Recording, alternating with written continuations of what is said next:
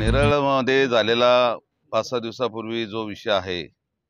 त्या विषयामध्ये 2 कार्यकर्त्यांचं आपसामध्ये हॉटेलमध्ये जेवण करत असताना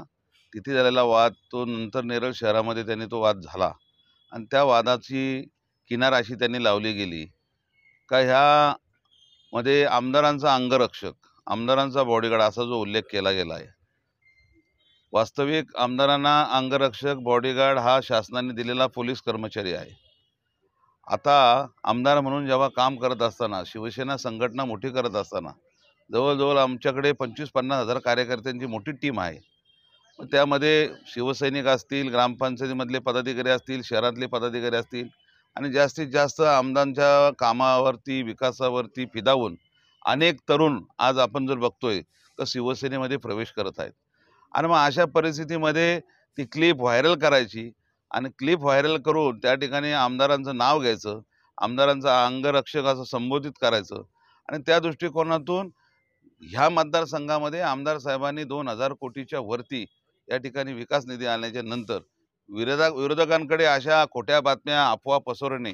टीका टिप्पणी करणे याच्या पलीकडे त्यांच्याकडे कुठलं काम उरलेलं नाही. आज जर आपण बघितलं तर दिवसेंदिवस दिवसाआड चांगले मोठे प्रवेश अनेक विरोधकांकडनं आमच्या पक्षामध्ये या ठिकाणी येत आहेत आणि त्याची कुठं त्यांना शल्य आहे आणि त्या दृष्टिकोनातून ह्या मतदारसंघामध्ये आमदार साहेबांना ह्या अशा चुकीच्या पद्धतीने सोशल मीडियावरती, प्रसार माध्यमावरती बातम्या व्हायरल करायच्या आणि बदनाम करायचं कटकारस्थान आहे. परंतु मला असं वाटतं, मला कालच आता कोणतरी बोललं की जो बिचारा ज्याला मार लागलेला आहे त्याने सुद्धा सांगितलं की ह्या घटनेशी आमदारांचा कुठल्याही प्रकारचा संबंध नाही आहे, आमदारांचा तो बॉडीगार्ड नाही आहे, हा झालेला वाद आहे आमच्या आपसातला वाद आहे आणि त्या दृष्टिकोनातून त्यांनी या ठिकाणी बाईटही दिलेली आहे. परंतु सोशल मीडियावरती व्हायरल करायचं आणि त्या दृष्टिकोनातून आमदारांना बदनाम करायचं, यापुढे अशा पद्धतीचं कृत्य जो कोण करेल, शिवसेना त्याला जशाच तसं उत्तर दिल्याशिवाय राहणार नाही. आणि आज म्हणून ह्या मतदारसंघामध्ये असणारं खोपोली, खालापूर, माथेरान, नेरळ आणि कर्जत या सगळ्या पोलीस स्टेशनला सकाळी 11 वाजता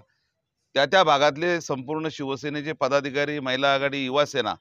सगळे पदाधिकारी त्या ठिकाणी 11 वाजता आता या ठिकाणी निवेदन